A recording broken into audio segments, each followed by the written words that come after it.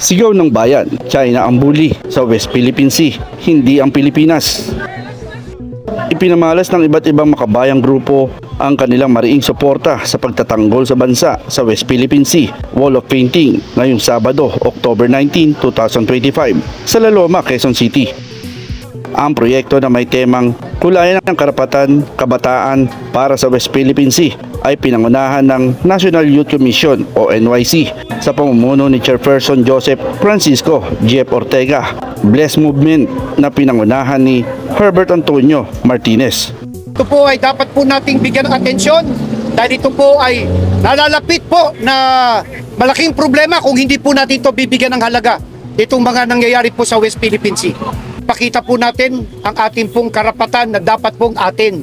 Kung ano po yung karapatan din po ng ating mga mangingisda doon, dapat po ay maibigay po at huwag po tayong mapigilan sa ating mga karapatan na yun, lalo-lalo na po sa ating mamamayang mga mangingisda. So kailangan pinaglalaban natin ngayon yan. Kasi kung hindi tayo nagsasalita ng ganito ngayon, baka bukas wala na tayong boses. Kaya kailangan ngayon pa lang, pinaglalaban nyo na. And ano to hindi lang porket iisipin nyo sa ibang tao, sa mga masa, wala kayong boses. Kung bumuo kayo, lahat kayo, sa buong Pilipinas, kahit ang mga neighboring countries, maririnig talaga tayo. Pag narinig nila yon, lahat ng mga binubuli, magiging team din. And kailangan team tayo kasi ang kalaban natin sobrang laki. Dumalaw rin sa aktibidad ang mga leader ng Filipino Do Not Yield o FDNY Movement, Alyansa Bantay Kapayapaan at Demokrasya o ABACADA, Liga ng Independensya Pilipinas o LIPI at People Alliance for Democracy and Reform o PADER ng Demokrasya sa ilalim ng pamumuno ni Dr. Jose Antonio Goita, Chairman Emeritus ng mga naturang samahan.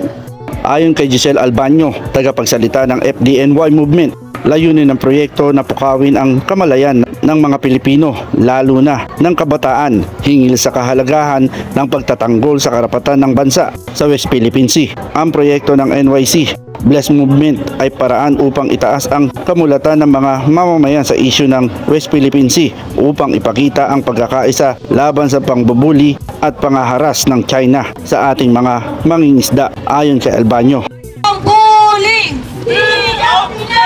Sama-sama natin pagtayo, nakikita po natin sa painting. Kasama-sama tayo magpaglaban para po sa West Philippine Sea at aabutan pa siya ng mga anak pa at ng mga apo pa po natin.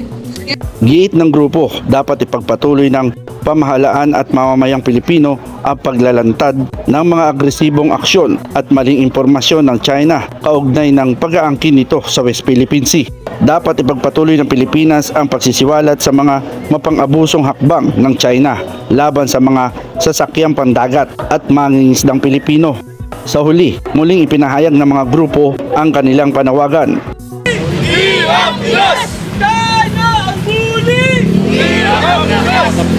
Ako, si Buboy Patriarca, nagbabalita para sa Road News Arangkada.